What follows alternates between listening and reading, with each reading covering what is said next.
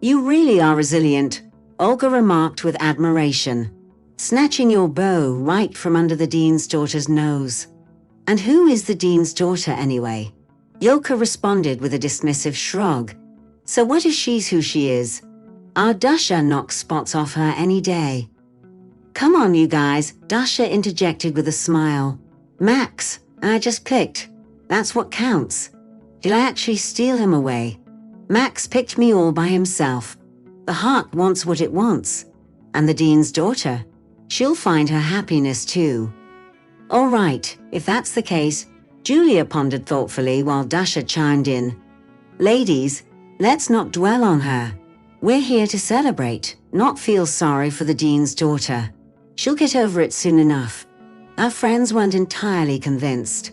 The dean's daughter, Alice Karavate-Seva, wasn't known for giving up easily. But why let that dampen the pre-wedding festivities? Tomorrow was Daria and Maxim's big day, and the outcome was anyone's guess. The celebration was held in a snug booth of a quaint yet chic restaurant. It wasn't chosen randomly. Dasha had always loathed splashy public affairs. Moreover, she felt a bachelorette party was a more personal event. Thus, the segmented hall with booths was perfect for them. Or else it might turn into an endless stream of girls, can I join you? Mind if I tag along? And so forth. It's not to say that everyone was thrilled about the venue or the party concept. But hey, whose wedding was it tomorrow?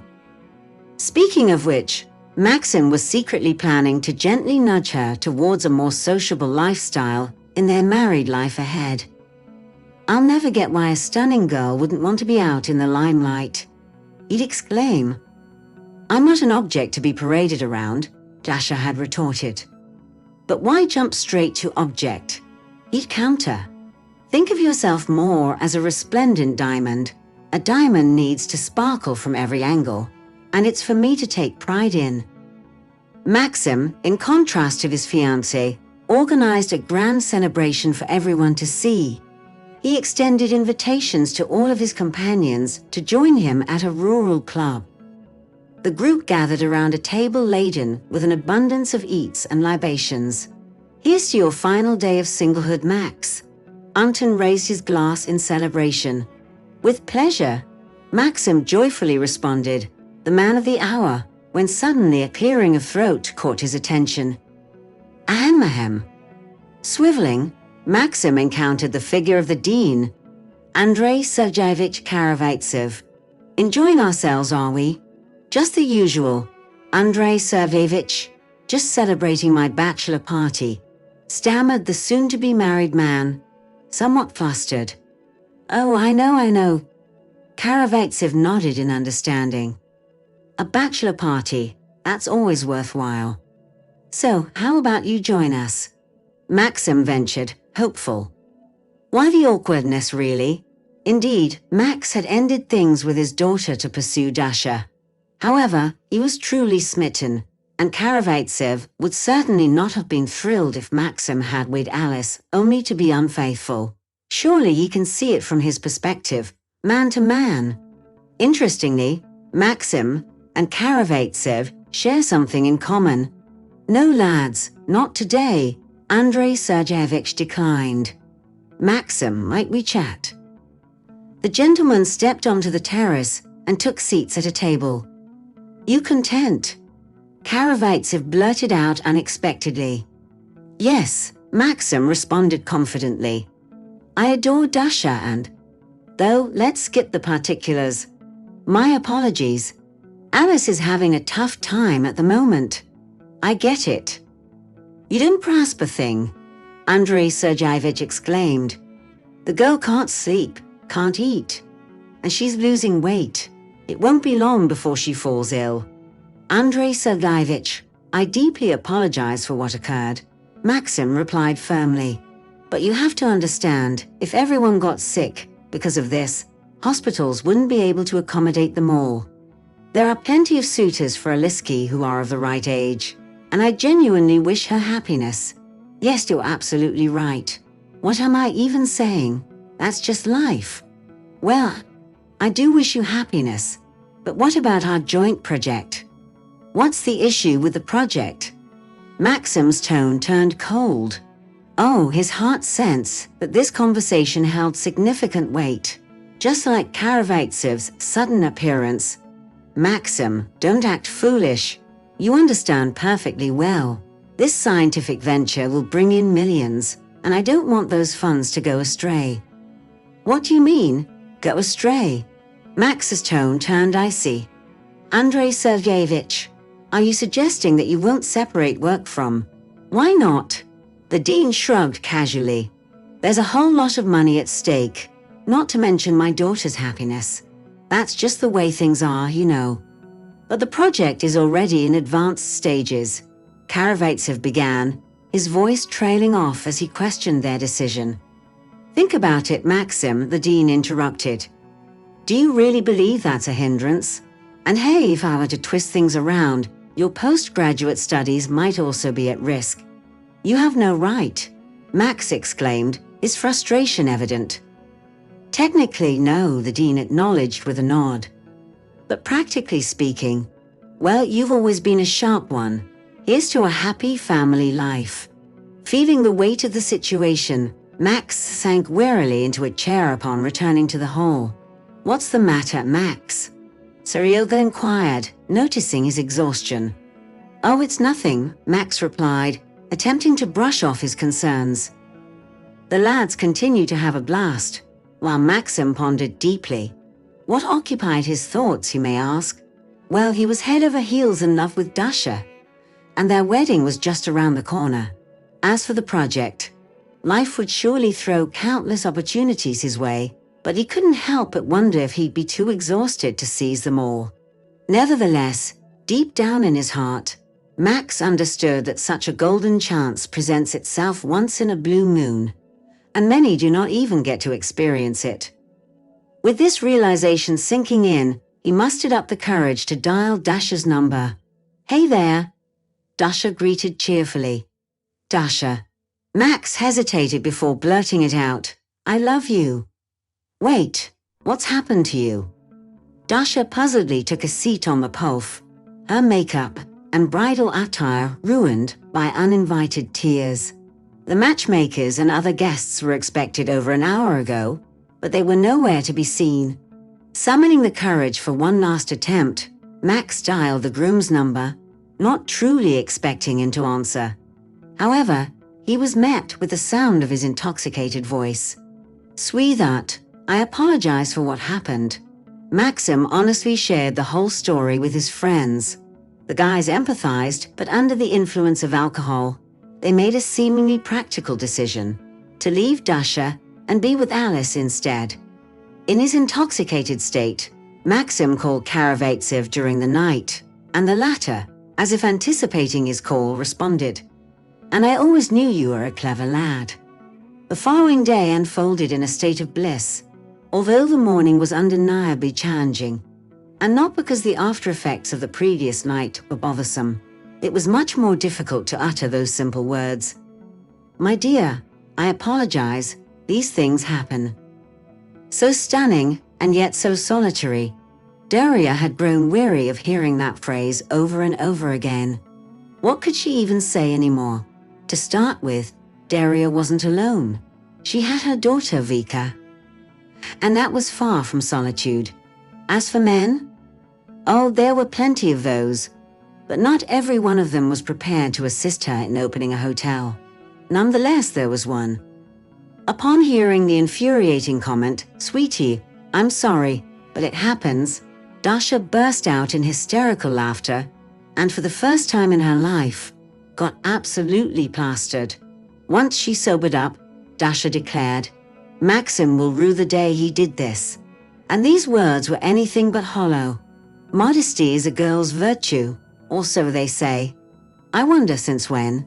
Although Daria had once believed it herself, she and Maxim had fallen head over heels in love, or so she thought.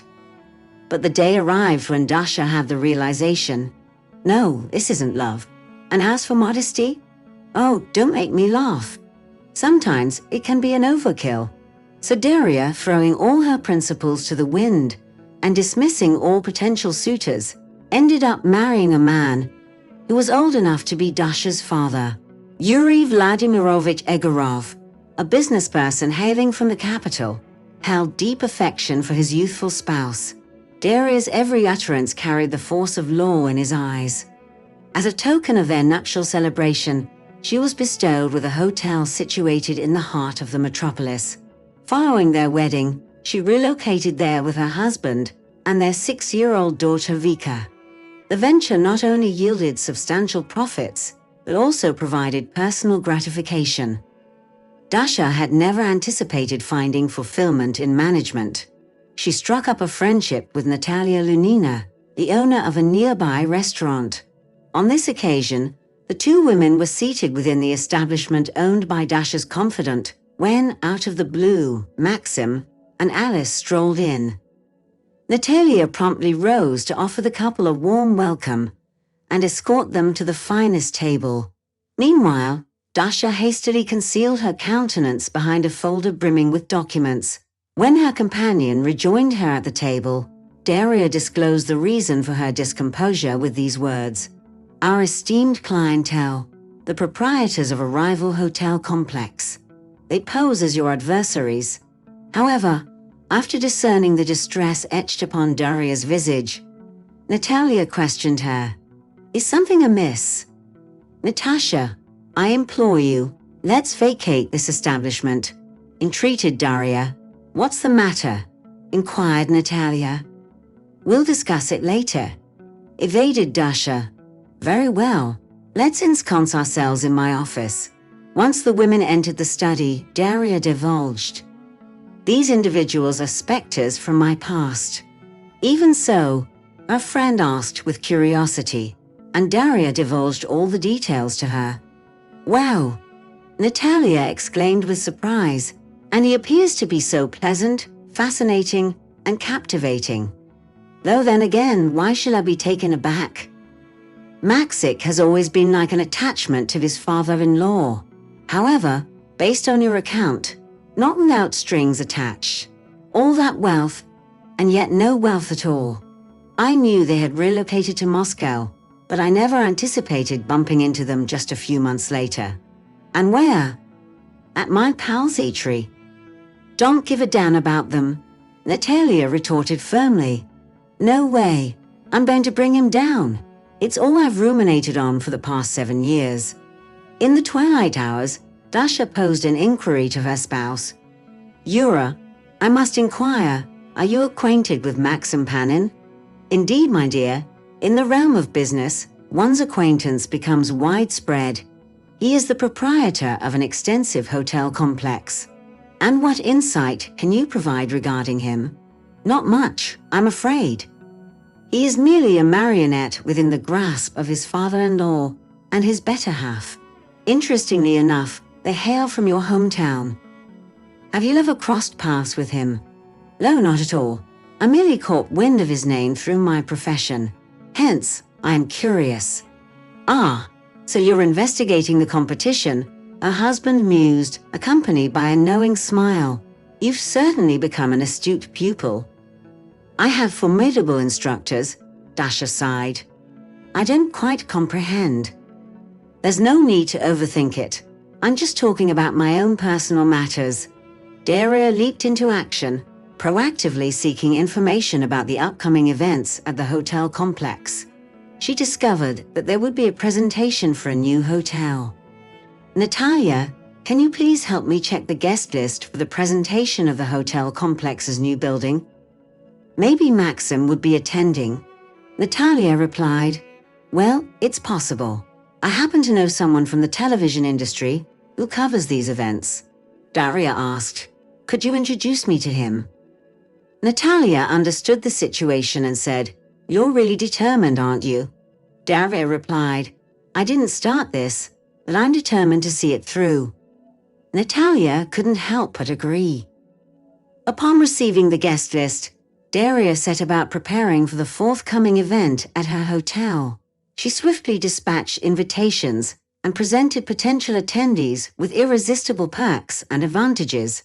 Yet Dasha acknowledged that this might not suffice. After all, these were long-standing patrons who had remained loyal over the years. A solitary occasion was unlikely to be sufficient. Nevertheless, she was prepared to wage a battle. After all, this was a business venture. As Dasha beheld the throngs of people, jubilation surged within her. It had worked. Soon, there were subsequent gatherings, one after another. Gradually, she enticed the clientele away from the Panin family's hotel complex. However, retaining these clients presented its own challenge. Remarkably, Daria managed to achieve precisely that. Alice, the profitability of our business has diminished, Maxim disclosed to his wife. I must say, I'm mighty impressed, exclaimed Yuri Vladimirovich, his admiration evident in his voice. How on earth did you pull it off? Daria smirked, a hint of mystery in her eyes. Well, we ladies have our ways, you know. And besides, I've mentioned before that I had some really great mentors. With the proceeds from the sale of the complex, Alice took the plunge and opened up her own beauty salon right in her hometown. Meanwhile, Maxim landed a teaching position at the very university where he had once been a student, thanks to the support of his future father-in-law. But what really pushed Daria over the edge was a photo circulating on the internet, showing Dasha with her daughter who bore an uncanny resemblance to Maxim. It was the final straw. Yet Daria couldn't care less. She had big dreams for herself, and in those dreams, there was no room for her ex-fiancé.